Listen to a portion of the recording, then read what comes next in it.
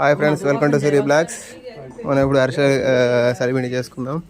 2 కిలోలు బెల్లం తీసుకున్నాం, స్టవ్ ముట్టించుకుంటున్నాం, కొన్ని నీళ్ళు పోసుకొని కరాగ పెట్టుకున్నాం. అందులో ఏమన్నా చెత్త చెదరం ఉంటే పోద్ది.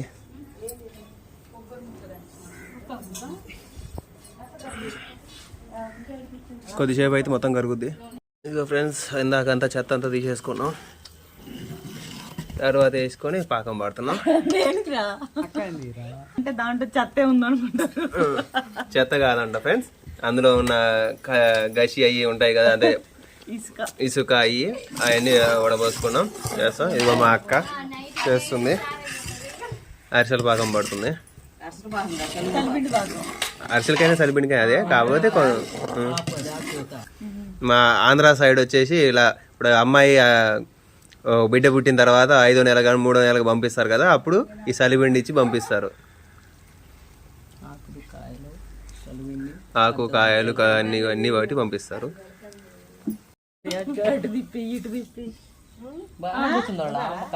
తిప్పాము, పాకం తిప్పాము అటు ఇటు.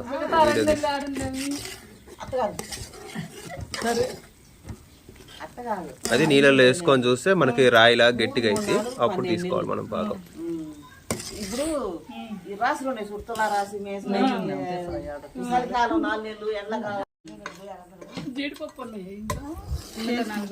ఇప్పుడు నేతిలో వేంపుకొని జీడిపప్పు కొబ్బరి వేంపుకోవాలి, గసగసాలు కూడా వేయాలి, యాలకుల పొడి.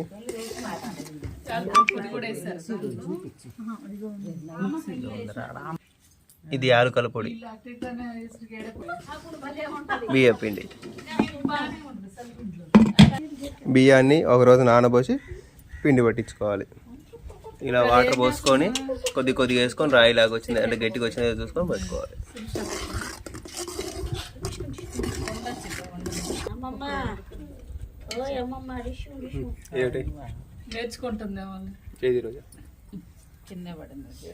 తీసుకో,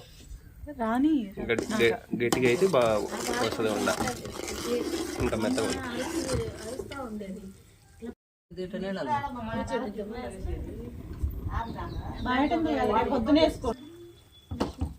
అయిందా? గట్టిగా అయిందా?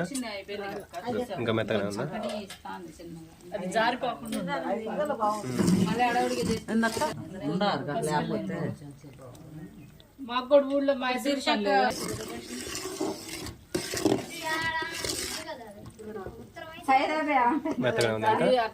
గట్టిగా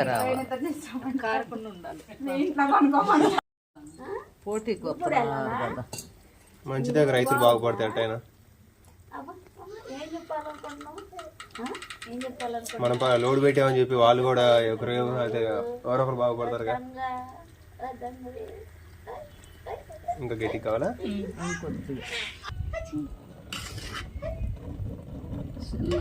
చిన్నమ్మ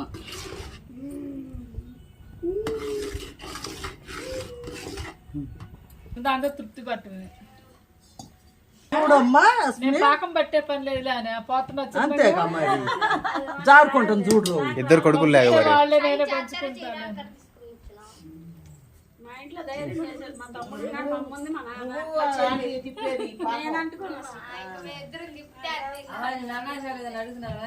తమ్ముడు ఒకటేం చేస్తున్నాడు, దగ్గరకు వచ్చిందా? వాడే అక్కడ కథ టిఫిన్ సెక్షన్ ఇచ్చి రటాలు రాత్రి కూడా అయిందా?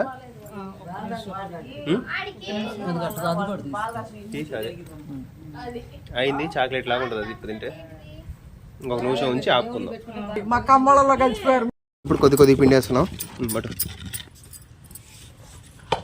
బియ్యం ఇట్లా ప్యాకెట్లు వస్తున్నాయి. ఇప్పుడు సంచి బాగుంది, సంచి ఇస్తావా?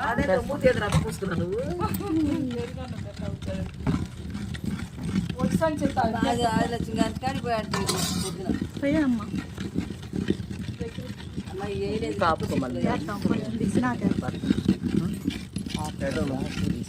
ఎర్రది నొక్కు.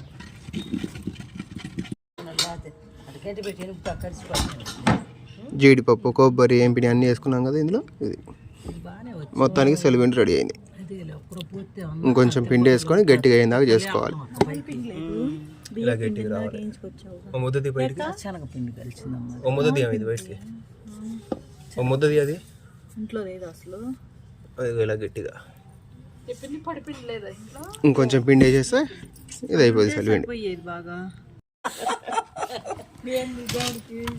ఏదన్నా వండితే అమ్మవారికి అని ఒక్క నలుసు తీసి ప్లేట్లో పెట్టు. కాదు నేను కొద్దిగా తినొచ్చా అంటే కాదు, ఫస్ట్ వాళ్ళ అత్తకు పంపించాలి. అత్త అంటే మా అత్త జానకి మా అమ్మక అంటుందేమో మా చిన్నమ్మని. స్వీట్ ఇష్టం వేసిందమ్మా. స్వీట్ ప్రాణం అయితే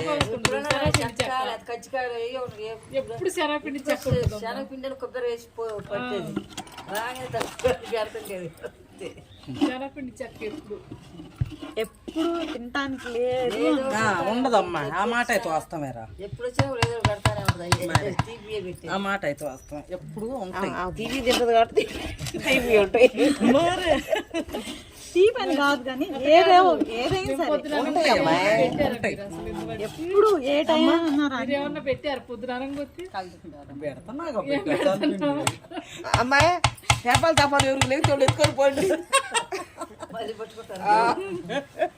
ఏముంది 10 కేజీలు బియ్యం, 10 కేజీలు బెల్లం, 20 కేజీలు మొయ్యలేదా వచ్చిద్దిలే. నెత్తి మీద పెట్టుకుందాం ఏముంది. నెయ్యి పోయాక మళ్ళీ ఇదిగో నెయ్యితో 21 కేజీ. ఇదిగో సలిపిండి ఎవరు అమ్మలా షాప్ పెట్టు. చలిపిండి అమ్మలేదమ్మా. మనోళ్ళ కాదు, భీమవరం వాళ్ళు అన్ని చేసి అమ్ముతున్నారు. మీరు కూడా ముగ్గురు అక్కచెల్లెలు ఉన్నారు, ముగ్గురు కలిసి పెట్టండి. మీరు కూడా